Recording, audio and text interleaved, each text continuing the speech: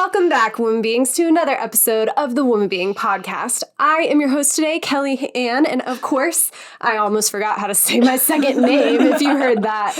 And of course, as always, I am joined by my two lovely, beautiful, astounding co-hosts, Emma and Kelly. Thank you. Thank you for recognizing how astounding we are. Truly, we would not be able to do this work without either of you. So thank you for being here today, ladies. And thank you, Woman Beings, for being here today as we uncover the fallacy, the repulsion, the gut-wrenching ewies of the one and only kids book called The Princess and the Kiss by Ginny Bishop. So, a story of God's gift of purity. It's going to be a good one. So just, simmer into your deconstructed rage and we're just going to dive right in. This is Woman Being, where we explore thoughts and opinions and have the freedom to change our minds without expectation or judgment. We will hold a safe space and support each other as we navigate together in the form of feminine. So as we said, we will be reviewing / breaking down the toxicity of The Princess and the Kiss by Ginny Bishop. I did research a little bit about Ginny. Shout out to Ginny for creating this work so we can create our work. You're right. Without Jenny, we wouldn't be here today. It's recording true. This episode. It's like a segment that we should call just like traumatic books from Kellyanne's childhood. I'm just going to assume not on the banned book list. No. This is very much a praised book. Okay. But she has written multiple books. She has The Princess and the Kiss. She has The Knight and the Scroll, boy version. And she has a website that I forget is something like purityworks.com. Scroll, very phallic. I know. That's what I was thinking. So good. The Prince and the Scroll. It's so good. But so this book came into my life when I was a young teen dating my first real boyfriend. When you were a young teen? Yeah. You read this children's book? Okay, Well, because this looks, I have no impression of this Fair. outside of what we're currently seeing. Anyone who's visually not seeing this, anyone who's listening only, is what I mean. Or visually impaired. Or visually, yes. Yeah. This looks like a children's book to me. Yes. And it's full on picture book style. Yeah. It has an illustration of a princess on the front, I assume. Yeah. Sniffing a rose. Ooh. And there's a glass glowing thing. Yeah, think Beauty and the Beast, Yes, flower, it looks like the but bean. no rose. There's no rose inside of it. Yeah. And my first guess is that's her purity. She is holding a rose, in that though. thing. Yes. Which mayhaps as But her there's also a flower. little field of roses underneath her. Yeah. That's true. Her garden. Yep. Yeah, unclear. Yes. But I'm just confused. You read this as a teenager. Yes. So to give context, I was dating my first boyfriend. Shout out to Chris. Hope you're well. And basically, Chris. But basically, I knew I wanted to kiss him. Right? I knew that was on the table. Yeah. And my other Christian conservative friend was like, no, read this book. And brought me this children's book. And I took it very seriously. So your preteen, early teen friend said, Kelly, you must read this children's book to inform your dating decisions. Absolutely. Just clarifying. I use the Very Hungry Caterpillar for all my dating decisions. I support that. You're like, what should I have for breakfast? And your friend goes, have you read Green Eggs and Ham? Yeah. Yes. Exactly. But that was logical. Yes. Logical at the time. Yeah, at the time that makes sense. Yeah. So anyway, that is, FYI, I did end up kissing him anyways. No. Wow. So this book did not successfully indoctrinate you. Yes. You were too old. Wow. She wasn't young enough. They should have to started have been me brainwashed. You got to start them younger. sooner. You got to start them sooner. Real young. Yeah, we would know because we are constantly trying to brainwash children. It's called grooming. Yes, Of we are course. grooming all the children to the queer agenda, the transgender, raise them in feminist feminist ways. Yes, the CRT agenda. Raise up a child in the way they should go. Yes, right? Exactly. So Might as well. brainwash them young, folks. That's the hot tip of this the way to episode. do If you it. take away nothing else, remember that. It's true. So Kelly and Emma have never read this. Never. Which is part of the joy of this segment of, traumatic books from Kellyanne's childhood. And so we're going to read this and react to it in real time, critique it. Dear Jenny, sorry, babe, but we're about to rip your book apart. Okay, do we know? Is she like a pastor? Well, we don't know. Is she a... Yes, I don't know. Just an author? There was an About Me section that was way too long. And I was like, okay, Jenny grew up in a soybean farm in Ohio. Got it. Yeah. And then she was a storyteller from a young age and got into an accelerated writing program at school and taught herself how to type on a typewriter. And then I lost interest. And I was like, okay, got it. Got it, Jenny. How old is this book? This is not a young book. Let me find it. Let me find the copyright because I was looking at that earlier. Text by Jenny Bishop, copyrighted 1999.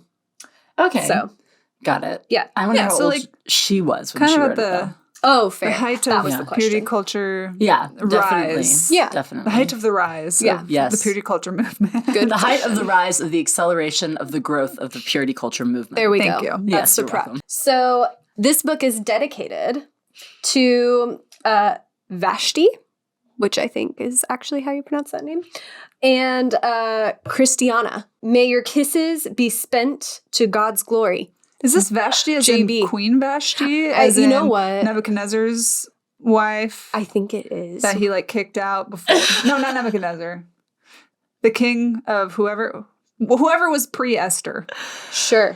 Wait, so Actually, I think you're right. Yeah. it's dedicated to a woman in a Bible story who who's refused to show her long naked dead. body to a Wow. party of drunken men. Yeah. And therefore was removed as Was the queen kicked out. of I forget to whom she was. Persia, yes. The king of Persia. And then thus Esther.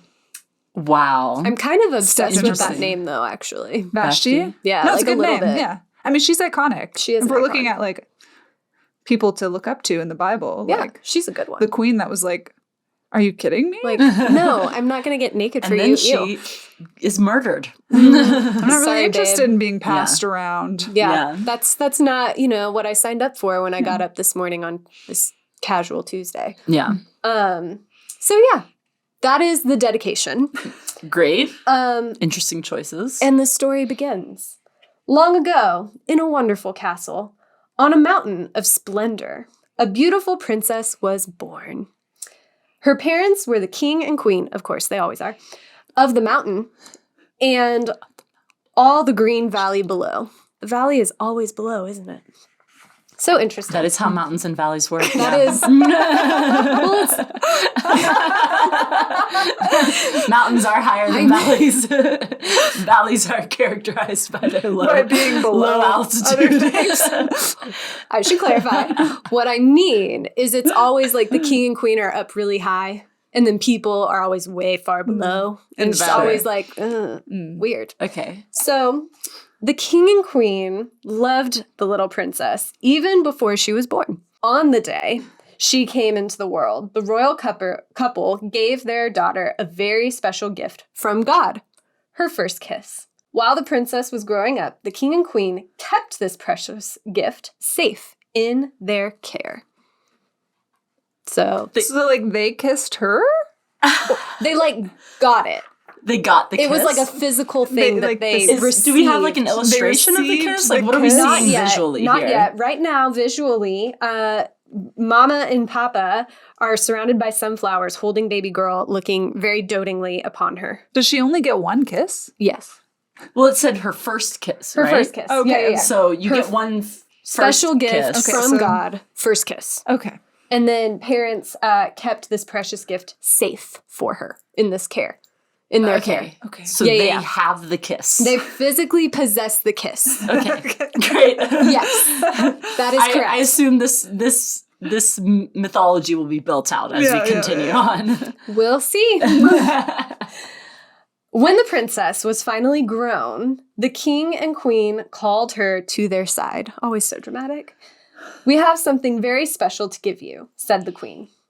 Up, up, up, the royal family went to a secret room in the tower of the castle. On an elegant table in the corner of the room was the same gift given to the princess long ago, the kiss. So visually, we see Mom being super and excited about ascending these stairs. Dad is very gallantly leading the way with a lantern, and Princess is being guided by Dad where are we going? Interesting. Yes, okay. yes. My guess right now is that the glowing thing is the kiss. Correct. Yes. So next, we're going to be led to. We have a full spread. Oh. Full spread picture. So if you are, who wants to describe this for the listeners that aren't watching on YouTube? I mean, it's a tower and there's a glowing case similar to that of Beauty and the Beast that holds sort of a glow on a pedestal type thing. And there's the princess gazing upon it with her hand over her mouth, just kind of wow. What is this? And she very daintily lifts her skirt as she approaches it. Showing her ankle? Also, I see no feet whatsoever. There's no feet. They don't exist. But she very modestly lifts her skirt without showing any. Her skirt is so long, she could move in any direction and no skin will show. No directions.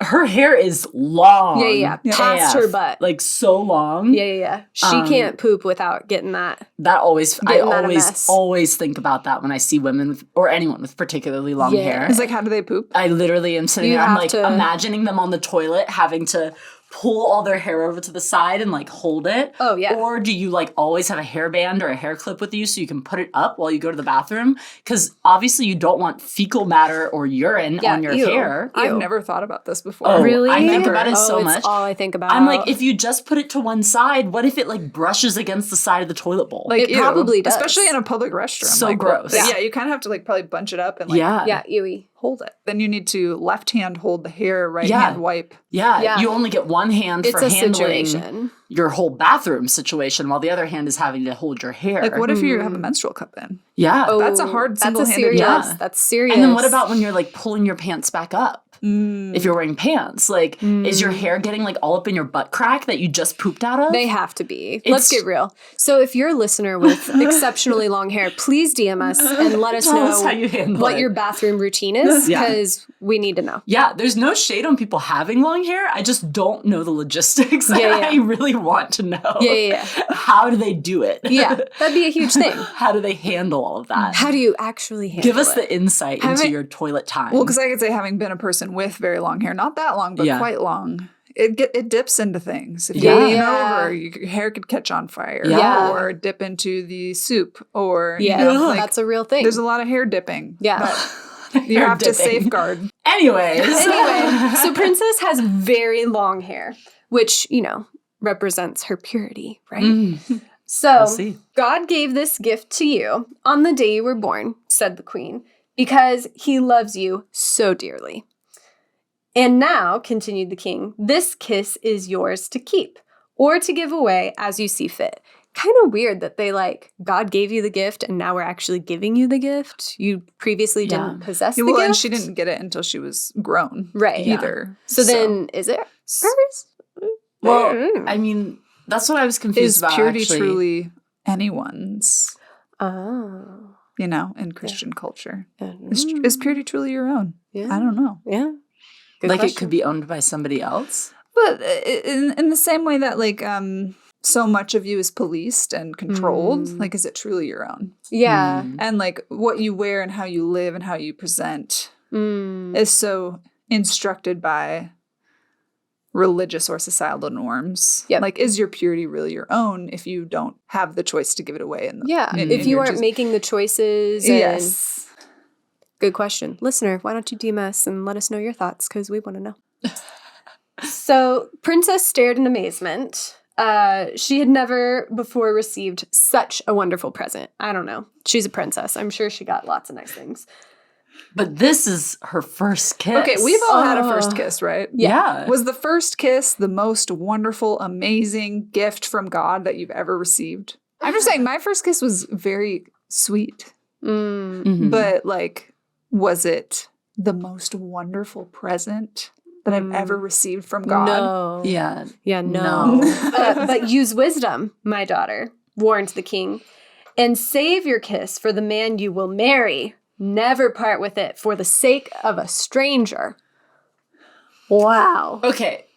This is an issue. Yeah. So right before that, he says, you have a choice, right? Yes. He says, you get to choose who you want to give this kiss to, if you want to keep it, whatever. And then he goes, but don't give it to the wrong person. Only give it to this person. Yeah. Period. So he tells her she has a choice and then gives her a command that immediately revokes that choice. Yeah. It's like saying, oh, but be wise. And if you're going to be wise, you're going to do exactly what I tell you to. Yeah. Again, circling back to my point, is the kiss truly hers? Yeah. It's like, now you get to steward this kiss, but you don't actually get to make decisions about this kiss. It is Right. not yours to give away. No. Mm-hmm.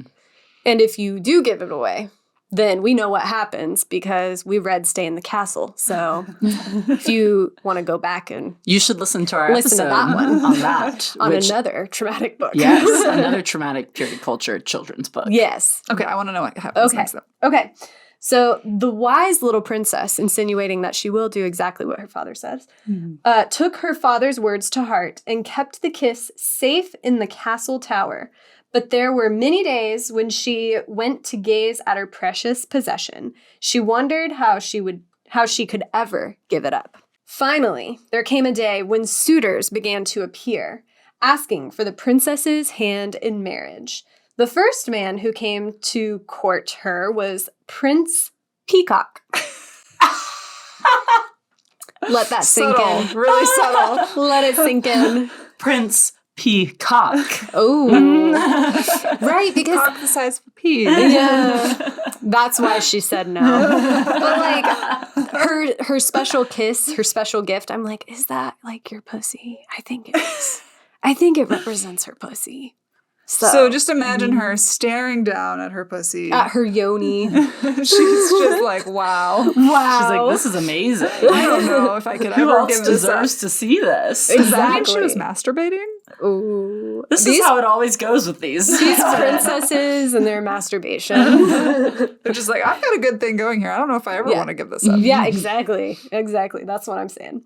Okay, so Prince Peacock. See the great muscles I have, princess? He said, I will always be able to save you from danger. I can run faster and jump higher than any other prince in the world. So he's full of shit. I am mighty. Marry me, for I am a man among men. Wow. I've always found that a strange saying. A man among men. Like, Take my clothes off right now, Prince Ooh! Peacock. Prince Peacock, here for it. Yeah. Okay. Gross. So the princess watched Prince Peacock lift heavy boulders and run the length of the castle wall. His strength was impressive, but the wise princess saw that his heart was full of himself, and she knew there would be no room for her kiss there. So the princess sent Prince Peacock away. This is interesting because Prince Peacock reminds me a lot of men that I see who would love a book like this nowadays. Absolutely. He reminds me a lot of a Andrew Tate, Jordan Peterson type folk. In fact, there was something Jordan Peterson, a video I saw of him recently where he talked about the need for like men to have more testosterone and the need for To have more of it? Yes. And there's this whole thing where men think there's this testosterone shortage and it's not real. Anyways, but then also he talked about how in the Bible it says that a man must be like meek or something like that. There was like a verse that he quoted about meekness, I think. And he like did this whole like backflip of like misconstruing a definition to be like meekness means that you're actually an animal, like you are a beast of a man, but you have self-control. So you yeah. could rip another man to shreds, but you understand your power and you don't do it. And Wow. And this is like a total misconstruing of like a translation of the Bible, but that's what he reminds me of. I mean, that's Mr. American, Peacock a very here. American evangelical translation of meekness Yes. for sure. Yes. Yeah. Yeah. It's like the Aslan, like Right. strong Yeah. beast, Yeah. soft Dangerous, heart. but yes. but yeah, the whole yeah. make savage the body Yeah. and tame the mind situation. Mhm. That's like a thing. Which I is keep working hearing about. so well if you look at our sexual assault statistics. yes, it's super really great. good. Yeah, it's really good. working out. Like- Do we have a picture of him? Oh, Of yes, Peacock? please. Yes, hold on. Let me just turn back I'm a so page. curious. So he is standing in front of the princess, and she has her hand over her face like, oh no. And he looks like he's like winding up a punch, and he has like some servant in the corner holding up a mirror, and he's like checking himself out. That part is wild. It's like he's just staring at himself. He's yeah, like, and this poor guy's like, checking am I himself doing out. my job right? Yeah. Like, you're paying me for this? And she's just like, this is embarrassing. You're embarrassing yourself. yeah. Wow. Yeah. Wow. What a Yeah. catch. I know. I know. So very good. Very good. So Princess turns him away and is like, I mean, no. honestly, good Yeah. for her. Like good for her. no personality. Yeah. You know? So Princess reads his mail and is like, ew, get out. Yeah. And he was like, okay. So the next day, Princess has been busy. Prince Romance came to visit the princess. Ooh la la. He brought dozens of roses and boxes of chocolates, because that is romance. He said, I can take you to many far-off places, princess, he said. We will eat the choicest, right? That's choicest foods.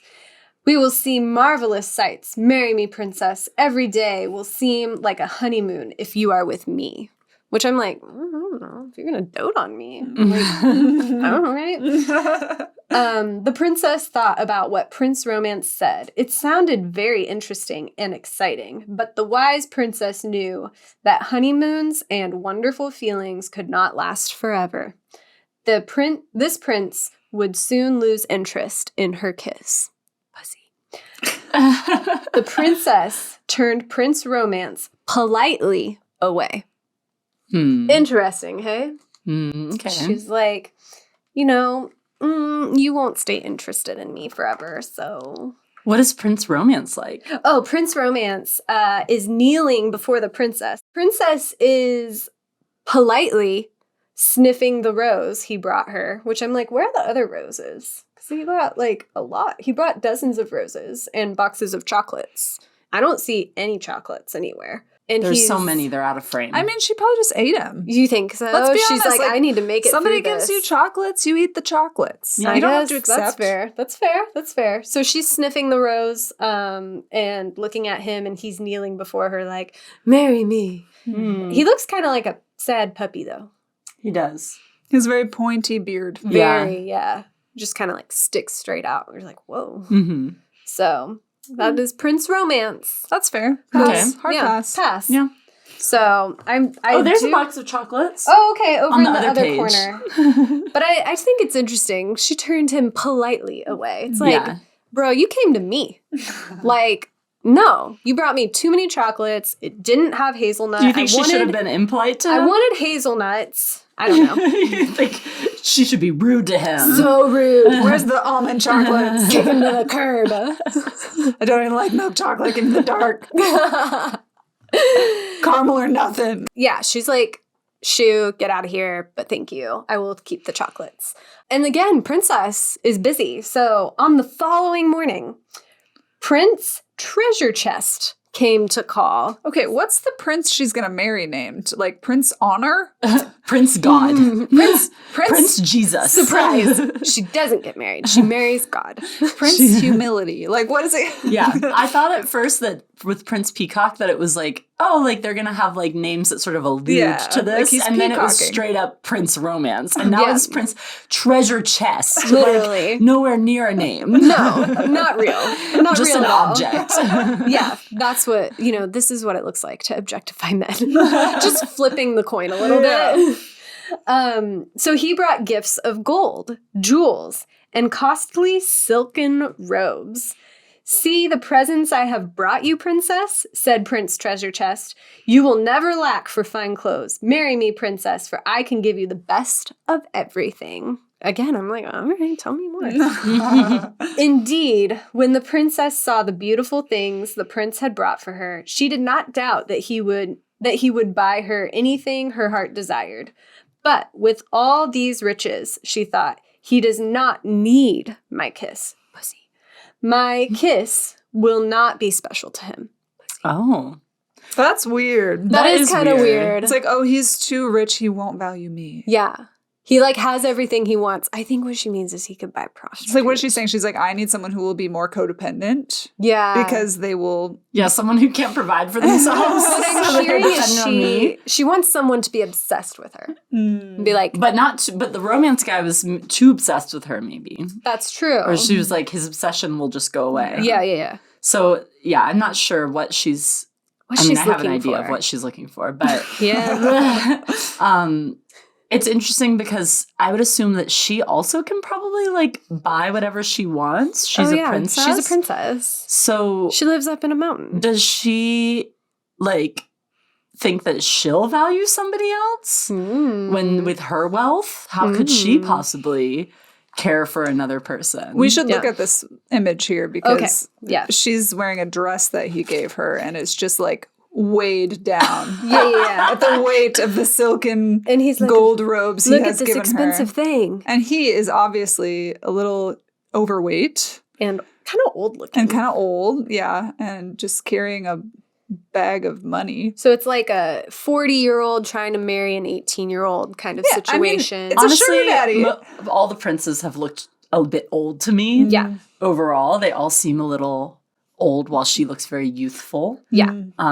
She's definitely still intentional. I like his ballet slippers though. Yeah, those are nice. He looks fabulous, honestly. Yeah. He seems like he could like really kill it in a drag show. Those calves though, like his calves are great. He's good calves. And that ring on his pinky. Yeah. Just very fab. That 6-carat diamond there. Yeah. No big deal. Whatever. So the princess sent Prince Treasure Chest away too. She's shocking. Like, this is too much. So the next page says, many men came one by one to ask the princess's hand in marriage. One by one, she turned them all away. None seemed worthy of her kiss. She began to doubt that she would ever find a husband. One night, she spoke with her mother, the queen, about her fears. This is interesting so far how this is progressing too, because it seems like she's evaluating all these men based on how much they will treasure her first kiss. Yeah. As opposed to like, are we compatible? Yeah. Are they kind? Yeah. Do they have morals? Do I like them? Do we get along? Like, yeah. But no, it's all about like, no, are they going to treasure my virginity? Mm-hmm. It's just a weird way of phrasing like how you would choose. Yeah. I wonder if they're intending the first kiss to be more like a metaphor for like love. Maybe. Or that's what I would hope, is that it's more on that side of things than like just her virginity. Well, it's hard because in the purity mindset that purity culture creates, you can't really have a conversation about a kiss that you're withholding for the perfect person without it being wrapped up in the context of your virginity, your first kiss, like anything physical that you might do with a man. Mm-hmm. Not that it isn't also symbolizing other things, but I think from the context of someone in purity culture reading a purity culture message like this, I think that would be a valid conclusion to draw. Yeah. It just seems very weird to me that like you would assess a man based on their acceptance of your virginity. Yeah. Continuing with the metaphor of the book. You have one kiss. Yeah. One first kiss to give once. Yeah. It's like, and then that first kiss is over. Yeah. And then you have a lifetime with that person. So like, are you compatible? Do they treat you kindly? Do they care about the things you care about? Do they make you laugh? Like, do you get along? Yeah. All the important things. Which is interesting because I feel like in that respect, she is kind of like Prince romance because she's focused on this thing that's happening right now that is going to go away. Yeah. And she's like, Prince romance, you don't actually, like, you won't be this obsessed with me forever. Like, the romance will fade. And it's like, yes, but also your first kiss, whatever it is, that happens once. Yeah. If it's strictly like a first kiss or it's losing your virginity, and then what? Yeah. What's the foundation of the rest of this relationship after that? You have nothing else to give over. them. It's over, basically. And now, as a woman who previously had some level of power as a single princess, has none, married to someone else who will then become king. And I assume that's how this society works in this fictional book. Traditional. I mean, maybe he'll be a king consort. We don't know. Yeah, we don't know. Could be like British monarchy style. Yeah. Yeah. She could be the next Queen Elizabeth. There you go. I mean, we see Princess looking very bored, annoyed on her throne. Suitors are scary. With a slew of creepy old guys. So we have one guy who, I don't know what his deal is. He looks like He's a joker bowing. or a jester Maybe of some a kind. Maybe his jester. comedy is his thing. Yeah, we've got a rather overweight man eating a drumstick. And looking so creepy. He's like smiling so mischievously. Yeah, he's so creepy. He looks like he just farted and this guy behind him doesn't know. You know what? And he's like crop dusting. He's turning his face suitors. away. Yeah. The guy behind him. That might be happening. Yeah. The guy behind him is a hunter. Yeah, So- with an eagle. His little Robin Hood type look. Yeah. With a little He bald looks eagle. almost exactly like the romance guy. Yeah. though. Yeah. Maybe they're cousins. Maybe the romance guy came back dressed with another He's like, tactic. you don't know. I'll trick her. And then an old dude. A very old dude. who's Yes, with scrolls. A scrawler of sorts. So that is what's happening on this page. Let's see what the queen is going to say. Yeah, what's Queen up to? Mama, the princess asked, will I ever find a man so special that I will be able to give him my kiss? The queen smiled, gazed at the many stars twinkling above in the velvet night. Oh yes, my dear, I think God will bring a husband to you. But if he does not, the kiss will be yours to treasure forever. So I do think it means pussy. The princess took comfort in that That's thought. what convinced you? I thought you were already convinced. I was, but I'm just like trying to convince everyone else. Yeah, it's like if you don't marry someone, you can't have sex with anyone ever. Yeah. So It's still yours. Yeah. So the princess took comfort in that thought, for she knew that God could be trusted, and she cherished the kiss with all that she was. Wow. So She is obsessed. she's really Wow. obsessed. Mother and daughter are sitting on a balcony gazing into the night sky dreamily as they have a heartfelt conversation where Princess decides to trust God. So, All right. ta-da! Okay. The next day, a common man came to the castle. He asked to see the princess. The man was dressed in farmer's clothes and did not look like the suitors who had already come to call. Strong and handsome, very important. His hands were rough from working in the king's fields, and his face was tanned from the sun. Who is he? The servants wondered as he was led through the castle. The man was taken to the royal gardens, where the princess and her parents were walking among the rose bushes. So we see the back of Homeboy carrying a very long stick, which I'm assuming is meant to be a staff, but he's kind of holding it weird. He's wearing some short shorts. I am fully in support of short He shorts is. on men. I think the 80s should be brought back with that fashion. And he's got little Goliath sandals on. Yeah, in a That go very high up. very high. He has like thigh highs on. Yeah. He's fabulous. And then the old guy that maybe was the guy with the scrolls, I don't know, is opening the castle door with a lantern, even though it's daytime. And like, what's up?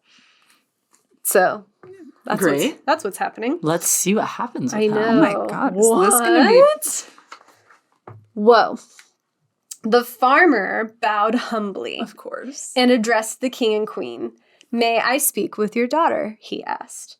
The princess's mother and father were surprised. Who was this man? He seemed common, yet kindness was in his manner.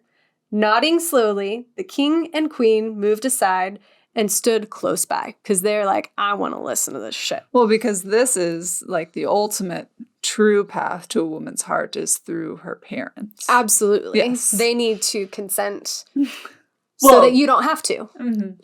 In order for them to exchange their property, Yes. Right. they have to be involved. They got to have a in that good business arrangement. relationship. And it's only this humble, kind farmer who has done this Right, so far. right. So. Even though he seemed common, yet kindness was in his manner. Because, you know, Do commoners not have kindness? very rarely, Emma. Very rarely. Commoners are very dangerous. They're super Okay. scary. Great. And you must be on guard at all times. Got it. Yeah. Mm-hmm. Yeah. Thank you. Yes. So the man looked into the princess's eyes. Eye contact. Gotta have the eye contact. Tip, boys. If you want her to fall in love with you, you gotta look very intently into her eyeballs. But not too intently. Not too intently, but like Then you'll be pretty, creepy. pretty No. intently. Yeah. I have worked in your father's fields for many years. I prayed and watched and waited for one who could be my wife, yet found no one. Then one day I saw you walking on the palace lawn. Your beauty was marvelous, and your purity sparkled like diamonds. Her purity sparkled like diamonds? Yeah, Emma. Okay. Yeah. I want to know how he saw that. Yeah, how did he, what was Like, he doing could you to see her describe it to me? purity? Did you Also- do some mushrooms? I'm already seeing holes here, right? Mm. Common prince working hard in the fields every day. Can't find any beautiful women. He gazes upon the princess. Well, he's not a prince, right? and he No. decides, Okay. this is the only woman I could ever marry. Absolutely. It's the princess or nothing. And it's like, what? It's the princess or you die alone. She doesn't owe you anything. Yeah, he's working Also, for like- her daddy. You're in love with her? Yeah, you and every other commoner in the kingdom, probably. Yeah, that's true. It seems like a lot of people are Yeah. gunning Yeah. for her Yeah, hand. Yeah. it's like you're not original here. No. Mm. Yeah, but, you know, he has a kind manner, so everyone else didn't. And yeah, so she shine bright like a diamond. So the princess blushed, and her heart began to beat wildly.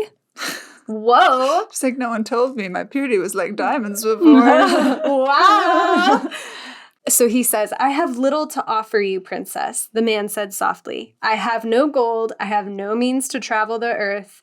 I am not as strong as many. The farmer stopped, and the princess was afraid he would not continue. She's like, no, keep talking. Tell me I'm sparkly again. Then he whispered, but I do have one very special gift I can give you before we turn to the next page. Is it his scroll? He's kneeling in front of king and queen. They're looking down at him, not impressed. Princess is in the back like, who are She's you? flushed. Oh my God. What are you doing here? Hmm. What's your name? I just want to point out, no one has mentioned names to anyone. On this, well, he's the farmer. No one has a real name. Well, other than the other princes. And then Real is a strong word for their names. Sure. So, and then we come to a large double-paged picture where he is kneeling on the ground, opening a sack with a big, beautiful light orb, and she's like, ah! It's his kiss. It's his kiss! It's his purity And scroll. She is instantly horny. Okay, so let me just sum this up. Yeah, sum it up. This prince is like, Yeah. I'm handsome, but other than that, I have nothing to offer you in terms of wealth, He's hardworking, opportunities, or whatever. I have no Yeah. Nothing. no good qualities to offer you. Yeah. But I am a virgin.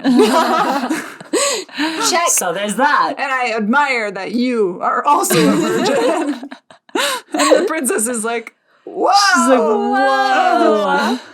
This is amazing. Just want to make sure Literally, that's what's check happening here, right? And check. Yes. They are a match because obviously you can That's all it takes. only marry virgins. Yes. As long Everyone as two else, people are virgins, the get them marriage out. 100% will work And it'll be so blessed. and it will be amazing. yes. So on the next page, this is my first kiss, princess, said the man. God gave this gift to me on the day I was born. My parents kept it for me until I became a man. So same thing. They're like, we're going to lock your virginity away because we can't trust you with it. I have saved it all my life for you. Would you be my wife? For you. All right. Wow. Okay. That's a quick proposal. That's a hasty proposal. That's very hasty. Yeah, no I mean, dating. they've all been like, marry me. Right. So this seems to be the no culture. Courting, no dating, just go for it. Yeah. They're both so horny. They're like, help me. They're like, please. Please, someone marry me. God. Okay. So the king, the queen, and the princess rejoiced and embraced the humble farmer. Was there any doubt that he was the one the princess had been waiting for? The princess thought her heart would burst with joy. Yes, she cried. Oh, yes, with all my heart. Yes. Oh, yes. Person I met 3 minutes ago. Farmer boy. She's ready. She's so horny. And she's so tired of all those old guys. She's just been looking for another virgin like her. Like, that's all she needed. All she needed. Yeah. She's like, you have no discernible qualities that I admire, but you are a virgin. You're probably nice and you're kind of cute. So let's do this thing. So yeah, on the page with the text, we have 2 swans coming together with a heart behind them. So, that's what's up. And then they're somewhat embracing each other and looking up at daddy because mom doesn't matter. They're all looking at the king. They're like, is this okay? But they're all like hugging. They're excited, but they're all looking at the king. Yeah. That is very interesting imagery. It is interesting. And he is looking at the young man because obviously the women don't matter either. So no one is looking at the women. No one's looking at the princess who just accepted a proposal. Yeah. Everyone's just like, son, welcome to the family. They're like, wow, humble farmer that is from nowhere that we've never met. Yeah. That's funny. You are the man. He's on the king's payroll, but they've like never met him. They're like, who is this guy?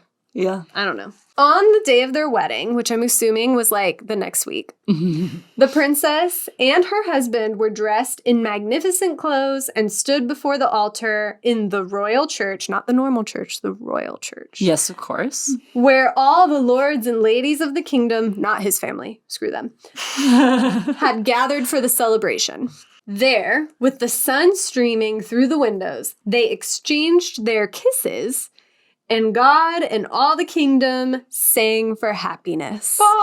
La la la la la. So the prince and the princess lived happily ever after. Soon, wow, we're jumping ahead, God gave them a child of their very own because no one taught them contraceptive practices. Well, and also the only reason to get married is to have a child. Obviously, you have to be a virgin and you have to be able to reproduce. Yes. 100%. Everything else is fine. Or else. Or else are we even married? Yeah. Like, what's the point? And on the day of the precious baby's birth, the wise prince and princess received for their child a very special gift from God. Of course. Before we move on, full circle. You know, we see the old guy with the scroll again in a church with the prince and princess, and they have a weird light between them. What a magnificent, just transcendent first kiss they are having here. Yes. You know, like the sun shining through the church windows as the very special, as the community rejoices in song. They exchange their first with kiss. no other farmers because you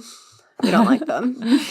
So that happens, and then the next picture, the last picture, is prince and princess with a weird light orb that looks like it's from Star Wars. And she's holding a baby, and baby, of course, is sleeping perfectly and soundly.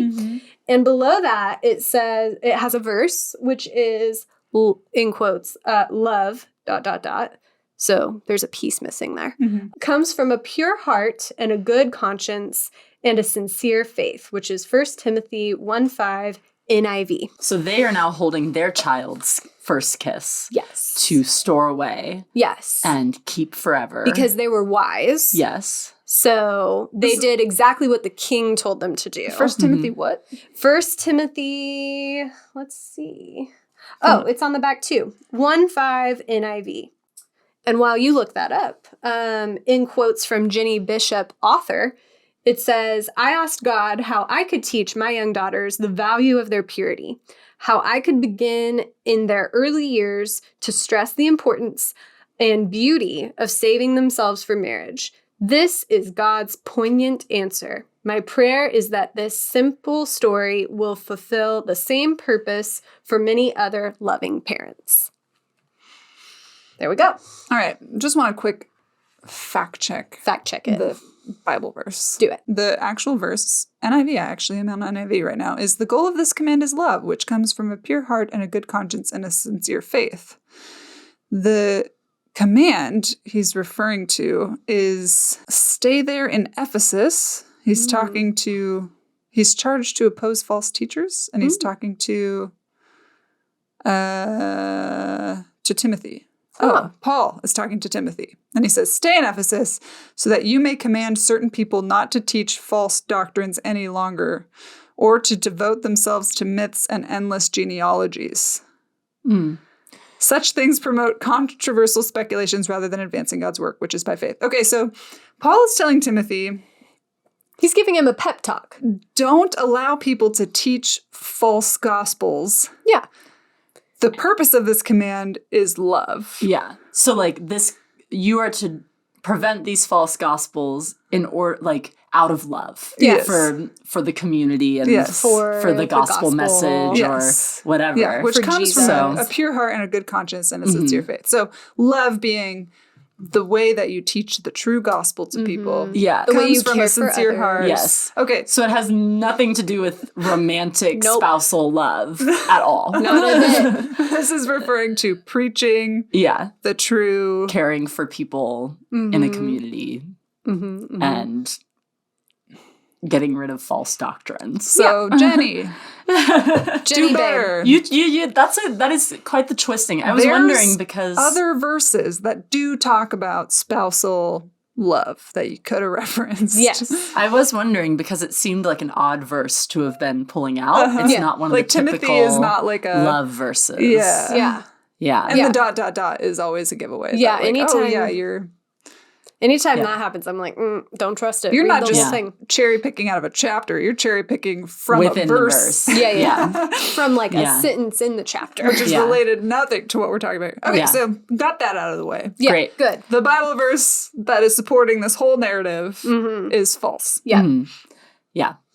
Yeah, it's interesting. One of the big things that stood out to me is that in comparison to Stay in the Castle, which you read before, go listen to that episode, is in that one, the bad outcome is that she marries a commoner and she should have waited for her prince. Right.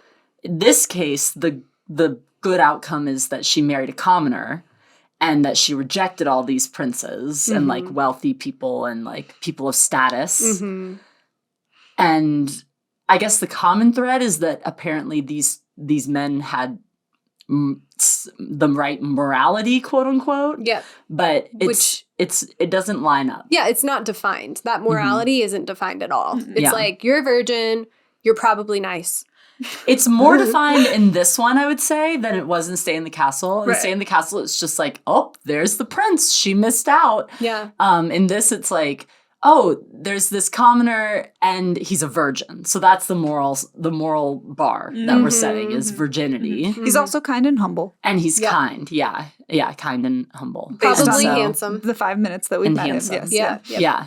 So it's just an interesting parallel that I think I see a lot of like in Christian messaging, just like the whole Jordan Peterson thing I referenced before in terms of, be really strong and fierce and manly, but also be like meek and like be humble and be all the, like, it's like, you're not really doing either of those things well.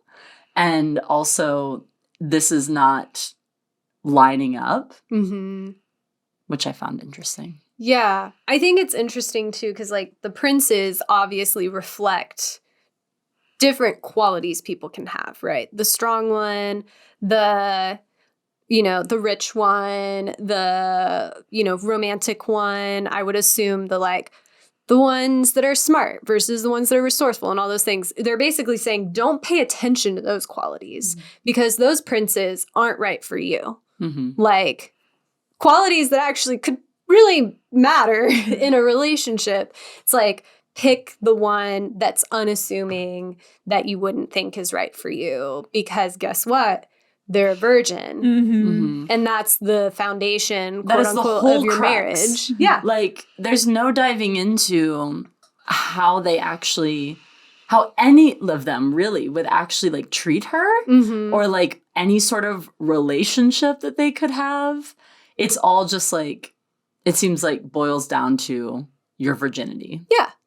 Because that is your worth as a woman. Wild apparently it's your worth as a woman or man in this case. Yeah, which I do appreciate that equality there, right? Sure. Shitty standard for women, shitty standard for men. Okay.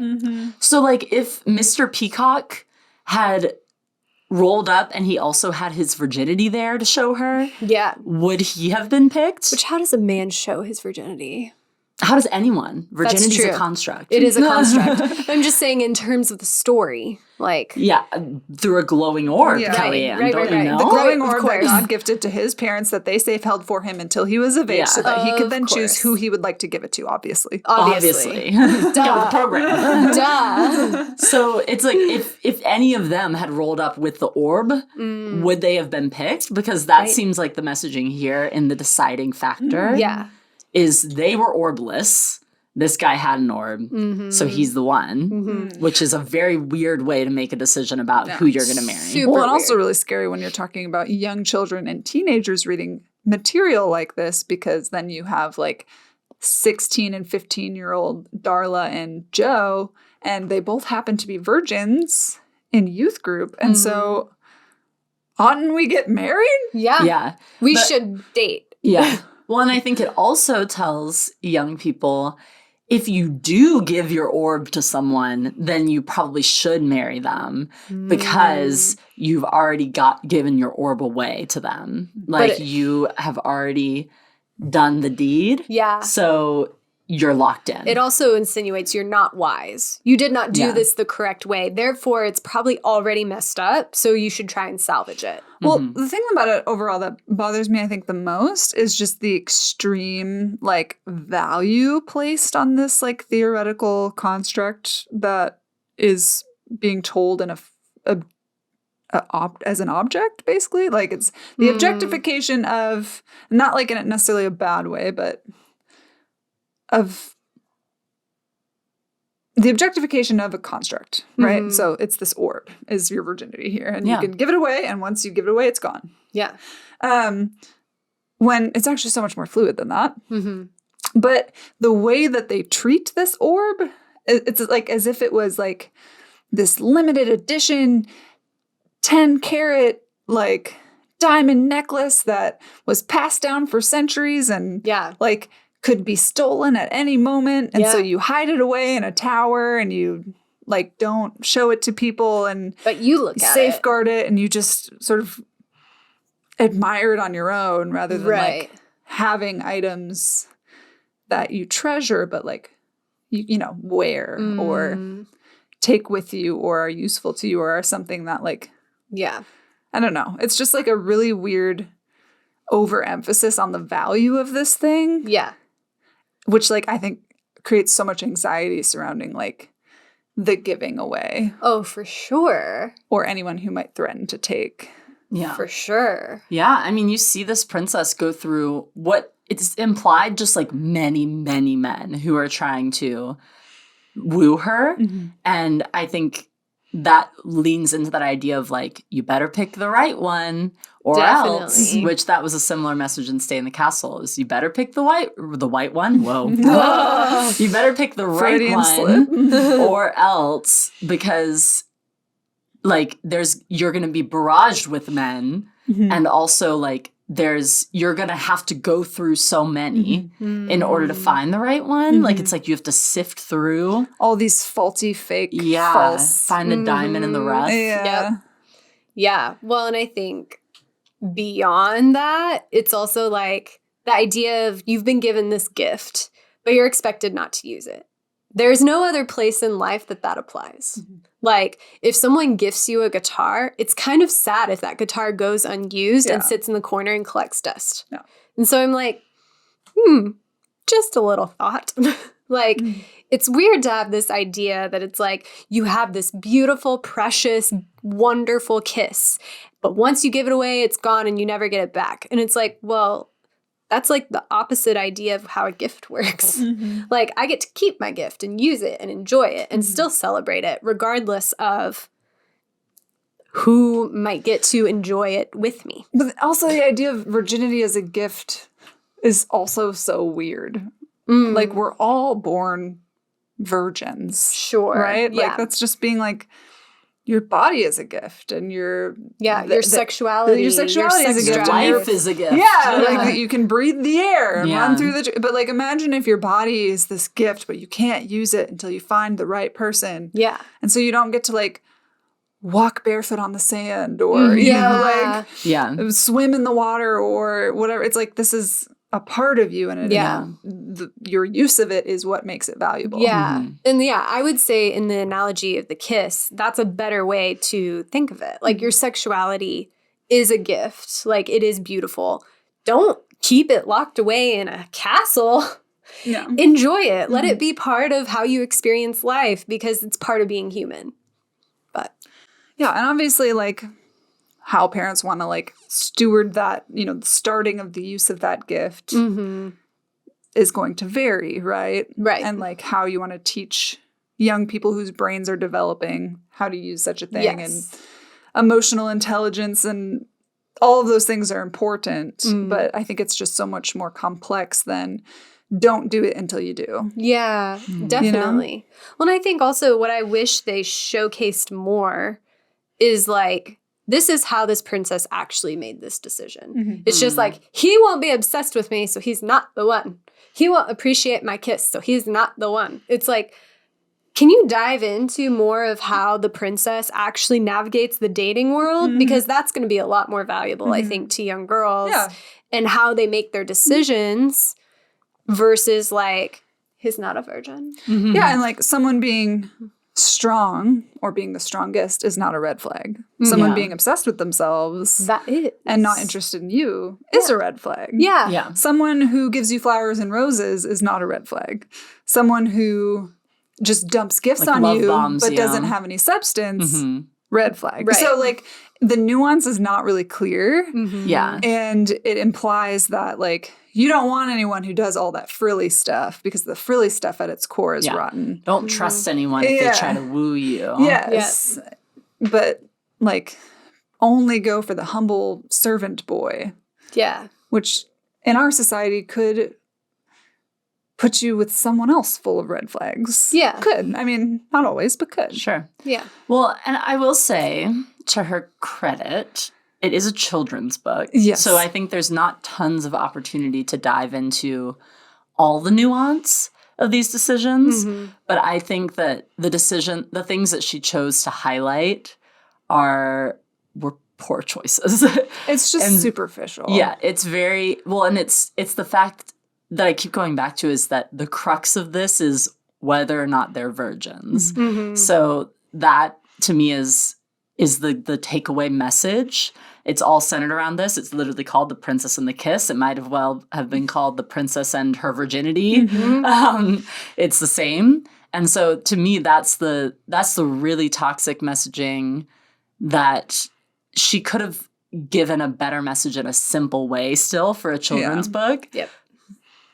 But this was not it. Well, and I've read children's books that are so layered in meaning and have so much representation and symbolism. And like, you know, you go back and you read a book as an older person and you're like, wow, that's actually so deep and like so thoughtful. And this is not one of them. Yeah. Mm-hmm. It's very apparent what the purpose and the messaging is. Yeah. And there's not really a lot deeper to go. And so, I mean, sorry, Jenny, but like in terms of like expert children's books that have been written in the century, this is just not one of them. Yeah. Which is not surprising because we're reading Christian propaganda. So like we knew that going in, but I think like figuring out a way to talk about relationships and sexuality in a way that is not so blatant and black and white is going to benefit children. Totally. Yeah. Because that empowers them, so much more. Yeah. Like, it empowers them for discovery. It empowers them to, like, not feel like their worth could be diminished in a single decision. Mm-hmm. Like, you have inherent value, and that actually won't change based on your life decisions. Like, I think there's so many more avenues you could go down. Yeah. Also, just picking apart how she did this and then thinking about what another children's book could be like. Thinking about, like, for example, if this book and the gift that had been given was the gift of, like, her sexual orientation. And she gets to then steward that and make decisions with it. And then, like, choose how she's going to live her life based off of that. Like, thinking through, like, there's so many ways that this could have been great, I think. Or, like, ways that people could benefit from a story that's, like, centered around this. And there are children's books like this. But it keeps bringing me back to that whole idea of, like, the banned books thing, in that this is propaganda that is attempting to direct children towards a certain way of thinking, right? But propaganda that was about sexual orientation that is encouraging children to think about, like, oh, like, what kind of person do you really like? Or, like, what do you actually want to do with your sexuality? Is then considered grooming. Radical. Yeah. Yeah. But this is, I would say this is grooming. This as is well. equally Like, No, this is grooming. It's just grooming under the Judeo-Christian value that a large portion of American society has deemed moral. Yeah. And I think if anyone is listening and hasn't, like, watched different TikToks or videos of people reading through some of the books that have been banned, it's astounding that something like this, which is so blatantly, like, messagey, is fine. Yeah. But, like, oh my gosh, there's this actually amazing book that was banned that I watched a TikTok video rap. They, like, they read the book in the form of a rap. Cute. And it's about, like, a mouse who's being chased by a cat, who's being chased by a dog, who's being chased by a cow, or, you know, whatever. And so it kind of goes up this long list. And this little boy is trying to figure out, why are all these animals chasing each other? And so he goes to the cat and he's like, why are you chasing the mouse? And the mouse is like, I'm not chasing the mouse. The dog is chasing me. And so I'm trying to get away from the dog. And it goes up through these, like, all these animals. And then there's a man with a gun who's chasing, I don't know, a fox or something. And the boy's like, why are you chasing the fox? And the man's like, I'm not chasing the fox. There was a really loud, scary bump, and I'm running away from the bump. And then the boy goes to investigate, and it like, at the end of the book, it turns out to be a goat who has a pail stuck on his foot. And he's making this loud clanging noise. That's so cute. Which scared the man, which scared the fox, which scared the cow, and, you know, all the way down the line, and all these people are running. And then the little boy convinces the man to help the goat and get the pail off of his leg or what's stuck on him. And then everyone gets along. And it's actually, like, really sweet and, like, deep. Yeah. And there's so much depth there in terms of, like, how people treat each other from, like, the top to the bottom, and how we're all a little scared, and maybe, like, once we figure out what we're really scared of, we can solve problems that benefit everybody. You know, like, it's just, but it's just And why is that banned? Don't know. Because it's saying guns are bad and guns are good, Emma. Well, actually, it sounds like it says nothing about the gun. It sounds like it actually... I don't know. Why is this banned? I'm putting on my conservative offended hat. Being like, maybe that's why? Even though it's not about the gun. Yeah. It's like, all it says is there's a man with a gun. Yeah.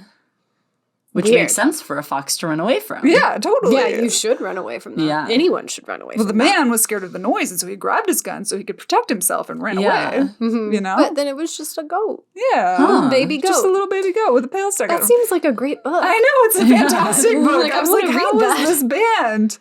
Or I've read, there's another book that's like, it's talking about colors, and it's very much a younger age group. But it's like, yellow is for sunshine, and also for, I don't know, this other thing. And I think the reason it's banned is it goes, pink is for girls and also for boys. And like that's the controversial thing in the book. Is that really what we're spending our time on? Right? Like it's like wild. Yeah. And I'm like, we're not allowed to tell boys that they can like pink. Tough guys wear pink, bro. It literally like doesn't matter what color you like. And just also that has nothing to do with even someone's sexuality or their femininity or masculinity. Colors have to do with fashion and trends in terms of what people constructs. wear. Yeah. And they're just because in this period of history it's seen as quote unquote feminine to wear pink doesn't mean that it's always been feminine to wear pink or that it always will be feminine to wear pink. No. It's wild. Let's people go back. Get their panties in a twist about that. Right. Like, let's go back in history. Men used to wear makeup. Men used to wear wigs. Men used to wear ballet. heels. Men used to only be the ones to do ballet and would cross-dress. Yeah. And play both male and female characters. Across theater. Men were cross-dressing it was very all the time. normal. Guaranteed in the time of Shakespeare, the person who played Juliet was a man. Absolutely. It's just like, it's like this is a very new upset in our society, which previously it wasn't anything that anyone thought about. Yeah.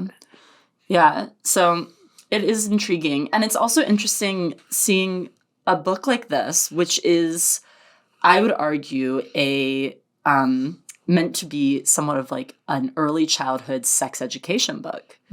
And the education they're giving is abstinence. But any other early childhood sex education is considered like depraved by people in this same camp. Like very conservative Christian groups are saying, oh, you can't teach children anything about their sexuality, even though early childhood sex education is very simple. Yeah, it's things like, same like this. Learning how to say yes or no, learning how to give consent, learning how to, set boundaries. Learning that bodies are different. Yes, learning to not violate another person's body. Like it's very simple things like that children are learning. And children, I have friends who are teachers who do talk about having to teach this to their kids or having to have talks with kids about like, hey, like this other kid said no and like you don't get to touch them because XYZ, or like we don't talk about other kids' privates or things like that. There's all sorts of conversations that teachers have to have and parents have to have. And this is another example of early childhood sex education. It's just abstinent sex education. Therefore, it is okay. And therefore, it's accepted. Abstinent monogamous. Yes, abstinent monogamous heterosexual education. Yes. Yeah. White. That's also the kind that I like. Yeah. Oh, yeah. There's not a single person of color in this whole book. It is all white people from the illustrations, which is another factor. It Shocker. is a very... Jenny is also white. So, here's a book to not read to your children. Put this on your own personal banned book list. Yeah. But yeah, I think it's fun to read things like this, though, because it reminds me from my upbringing how early that indoctrination starts. Oh, totally. In terms of like your beliefs about sexuality and your understanding of how marriage and relationships work. And it starts when you're little Wow. in Very church. little. And then it really like peaks when you're in your adolescence and like young adulthood. So all of the deconstruction that we've been talking about in terms of getting out of purity culture is not just the Joshua Harris had to read this when I was a teenager. Right. It's actually like from my very, very youngest age. Yeah. My dad told me I couldn't date anyone until I was married. Yeah. You know? Yeah. And so you're like absorbing messages. Yeah. All the way from the beginning. Your youth is youth, meaning your teenagerhood, when you're like coming of age. That's really just when you're seeing this indoctrination manifest. Yeah, and like this has been your lifetime. Yeah, and you are now articulating it for yourself and or putting it into practice. But it's definitely been ingrained in you for so much longer. So the deconstruction process takes a lot of time because you're not just deconstructing your youth pastor. No. You're deconstructing literature from Sunday school when you were 7. Yeah, for sure. So So give yourself some grace as you go. Yeah. Ladies and gentlemen. Absolutely. I mean, take it easy because this is a lot to unlearn. And I mean, there's so much. Like, I feel like I will be deconstructing and healing my inner world and my relationship with myself for the rest of my lifetime. Mm-hmm. Like, and that's okay. This is the journey. Mm-hmm. But such is life. Such is life. Yeah. So, ladies, any other final thoughts on this? 1 out of 10 stars. Not woman being approved. Not woman being approved. Definitely not. This is on the woman being banned list. Mm-hmm. I fundamentally don't really agree with banning books, but okay. Sure. That's fair. It's like you can write whatever stuff you want, but I can think it's bad. Yeah, but would not recommend this book. Mm-mm. Definitely not. Mm-mm. You won't find it on our reading lists. This is on the woman being free speech, but we do not recommend list. Yeah. Like you can write what you want, but we think it's bad. Yeah. We support the First Amendment. We don't like it. Yeah. Well, thanks, ladies, for being here with us today. And thanks for a story time. Oh my gosh, I love a good story time. Honestly, I probably have more, but next time we should have a drag queen on to read it to us. Ooh. So we can have a drag queen story time. I bet there's some locals we could, that'd be fun. That would be fun. But drag queens read Christian fundamentalist propaganda. Yeah, perfect. That'd be good. And deconstruct it. Yes. I love that. So fun. But, woman beings, hope you enjoyed this little casual story time reading, whatever day of the week it is for you listening now. We had a good time. Please feel free to reach out to us on Instagram or TikTok or whatever social media platform you can find us on. And let us know what your books are, because we want to know. I want to read them. I'm on a kick right now. She is. Just like buying used books from Amazon left and right for like a couple bucks. It's really fun. And then remembering the trauma and seeing how far you've come. So like Kelly said, give yourself a pat on the back. You're doing great. And with all that, we'll see you next time. We sure will. Bye. After you give us a review. Okay, bye.